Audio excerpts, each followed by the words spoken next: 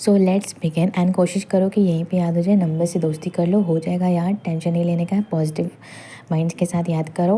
And I am assuming कि economics आता होगा क्योंकि हम रीज़न नहीं समझाने वाले हैं, I am just helping you to learn the numbers the datas. Okay चलो, contribution of GSDP in Bihar. सबसे पहले दो चीज़ आता है। अब कंट्रीब्यूशन हम लोग देखते हैं, सबसे पहले अगर इकोनॉमिक सर्वे स्टार्ट करते हैं तो कंट्रीब्यूशन जीएसडीपी का ही देखते हैं, वो भी 3 सेक्टर्स का। कौन 3 सेक्टर्स का? तो प्राइमरी, सेकेंडरी और टर्शरी, सबको पता है। Primary 20.7, secondary 20.7 and tertiary 58.6। ठीक है, सबसे ज़्यादा टर्शरी सेक्टर किसमें खेल लिया? जीएसडीपी में खेल लिया।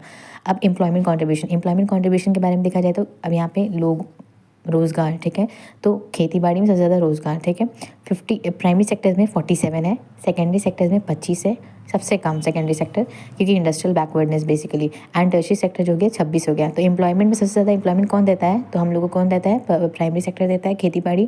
फिर चलो सर्विस में चलते हैं, उसके बाद इंडस्ट्रियल बैकवर्ड में बिहार का छोड़ ही दो। उसके बाद कॉन्ट्रीब्यूशन जीएसडीपी में बात करते हैं, सबसे ज़्यादा कौन देता है? टर्शरी सर्विस सेक्टर बिहार में सबसे अच्छा। फिर चलो सेकेंडरी सेक्टर, उसके बाद चलो प्राइमरी सेक्टर। तो कंट्रीब्यूशन अगर इसमें बात की जाए, क्योंकि क्वेश्चन ऐसे पूछ सकता है, तो कंट्रीब्यूशन में सबसे ज़्यादा कौन था? जीएसडीपी कंट्रीब्यूशन में तो टर्शरी सेक्टर था, उसके बाद सेकेंडरी, उसके बाद प्राइमरी। अगर यही एम्प्लॉयमेंट में बात की जाए रोजगार के मामले में तो कौन था? Agriculture, yes you are right. And then tertiary, हाँ ये हमारा टर्शरी सेक्टर था, 26 था और उसमें 25 था, यानी सेकेंडरी सेक्टर इंडस्ट्रियल बैकवर्डनेस कम है बिहार में, ठीक है, सबसे कम। अगर एम्प्लॉयमेंट में अगर कोई है तो इंडस्ट्रियल बैकवर्डनेस, ये हम लोग सबको पता है, ठीक है, क्योंकि बिहार में इंडस्ट्रियल बैकवर्डनेस है, तो सेकेंडरी सेक्टर सबसे पीछे चला गया। तो आगे एक बार बता दे रही हूँ, तो प्राइमरी सेक्टर में 20.7 चला गया GSDP contribution, secondary sector again 20.7, same कर लो, एंड टर्शरी सेक्टर 58.6, ठीक है, सबसे ज़्यादा। एम्प्लॉयमेंट बात किया जाए तो सबसे ज़्यादा खेती वेती 47, सेकेंडरी सेक्टर 25 था सबसे कम, और टर्शरी सेक्टर 26 था सेकेंड पोजीशन में। तो कंट्रीब्यूशन में बात किया जाए जीएसडीपी के तो 3-2-1, यानी टर्शरी सेक्टर, सेकेंडरी सेक्टर और प्राइमरी सेक्टर। और एम्प्लॉयमेंट रोजगार के मामले में बात किया जाए तो सबसे ज़्यादा खेती यानी एग्रीकल्चर देता है, फिर टर्शरी सेक्टर देता है, एंड सबसे लास्ट सेकेंडरी सेक्टर देता है, ठीक है। अब इंडिया के कॉन्टेक्स्ट में जीएसडीपी के बारे में बात किया जाए, यहाँ पे हम लोग बिहार के कॉन्टेक्स्ट में बात किए हैं, ठीक है। अब हम लोग इंडिया के कॉन्टेक्स्ट में इससे कंपेयर बस करेंगे, डाटा याद करना नहीं, डेटा को याद करना, मगअप करना इज़ नॉट द, ये स्टेटमेंट वाइज क्वेश्चन आ जाएगा एक उस स्टेटमेंट के इस फॉर्म में, तो समझना ज़रूरी है। तो इंडिया के कॉन्टेक्स्ट में अगर देखा जाए तो primary sector, secondary sector, tertiary sector again 3। तो प्राइमरी सेक्टर 17.8, ऊपर देखो यही चीज़ अगर ऊपर देखो तो प्राइमरी सेक्टर कितना था? 20.7। तो किसका ज़्यादा हुआ? बिहार का ज़्यादा। किस में? प्राइमरी सेक्टर में, ठीक है, जीएसडीपी कंट्रीब्यूशन में बिहार बाजी मार लिया।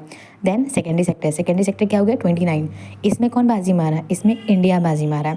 हमारे यहाँ बिहार में इंडस्ट्रियल बैकवर्डनेस है, तो सेकेंडरी सेक्टर को एक्सेप्शन मान ही लो, एक्सेप्शन है भाई, वो एक्सेप्शन है, वो पीछे है। तो कितना पीछे? 9। इसका 29 है, उसका 20 है। और अगर टर्शरी सेक्टर के बारे में जाए तो अगेन बिहार बाजी मार लिया, किसके 58 है और इसका कितना 53 बताया है। तो यानी अगर देखा जाए तो प्राइमरी सेक्टर और टर्शरी सेक्टर, तो प्राइमरी सेक्टर और टर्शरी सेक्टर में कौन बाजी मारा? बिहार बाजी मारा, ठीक है। लेकिन सेकेंडरी सेक्टर में बाजी कौन मारा? क्योंकि बिहार में इंडस्ट्रियल बैकवर्डनेस है, इसलिए कौन बाजी मारेगा? 9 से ज़्यादा मारा, कौन मारा? इंडिया बाजी मार लिया, ठीक है। आई होप इतना याद हो जाना चाहिए, अच्छे से देख लो, याद कर लेना। नेक्स्ट हम लोग आते हैं, ये वाला आ गया। अब जीएसडीपी कॉन्टेक्स्ट में रियल और नॉमिनल के कॉन्टेक्स्ट में हम लोग करेंगे, ठीक है। इसको तो याद करना ज़रूरी है, डेटा वेटा सब, तो आई हेल्प यू, हो जाएगा। जीएसडीपी रियल और नॉमिनल, सबको पता है कि रियल जो होता है वो कांस्टेंट होता है, यानी फिक्स्ड है, ठीक है। एंड नॉमिनल जो होता है वो करंट होता है, बदलते रहता है, बढ़ते रहता है। तो इतना तो दिमाग में आ गया होगा कि नॉमिनल बढ़ते रहता है यानी ज़्यादा होगा, और रियल जो कांस्टेंट थोड़ा कम होगा। तो रियल मतलब 4.4, एकदम रियल, ये नंबर्स के टर्म में, ठीक है। 4.4 लाख करोड़ ये नंबर्स के टर्म में, ठीक है, रियल। अब नॉमिनल प्राइस कितना हो गया? 7.5 लाख करोड़। कितना है? 7.5 लाख करोड़। रियल हो गया 4.4 लाख करोड़, नॉमिनल हो गया 7.5 लाख करोड़, ठीक है। ये अब नंबर्स के कॉन्टेक्स्ट में था। अब हम लोग परसेंटेज के कॉन्टेक्स्ट में करते हैं ग्रोथ रेट।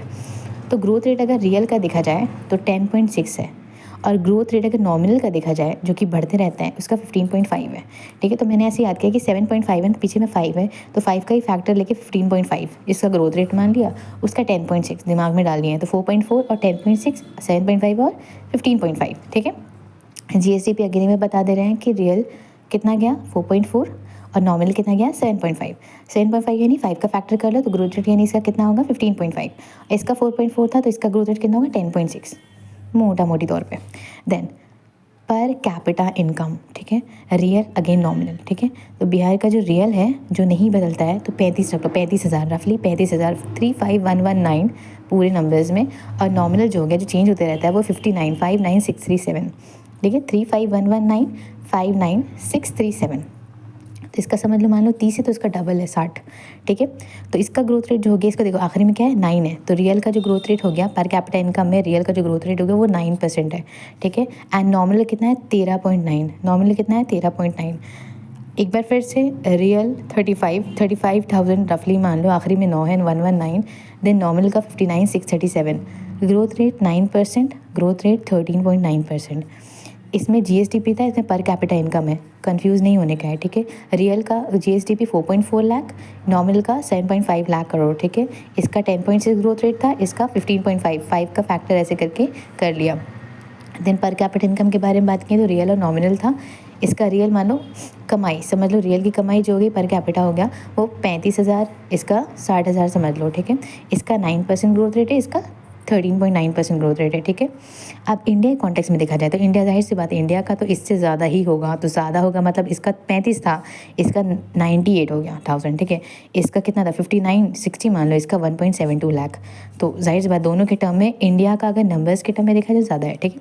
लेकिन एक्सेप्शन यहाँ पे ये है कि growth rate in per capita income of Bihar, Bihar का जो पर कैपिटा ग्रोथ रेट है वो ज़्यादा है बनिस्बत इंडिया के, बिहार में ज़्यादा है, ठीक है। ये एक एक्सेप्शन हो गया, इसमें घुमा के पूछ सकता है कि ग्रोथ रेट किसका ज़्यादा है, तो भले नंबर्स वगैरह में इंडिया का ज़्यादा है पता है, लेकिन ग्रोथ रेट बढ़ोतरी जो देखा जा रहा है किस तरह से, तो बिहार का ज़्यादा है, ठीक है।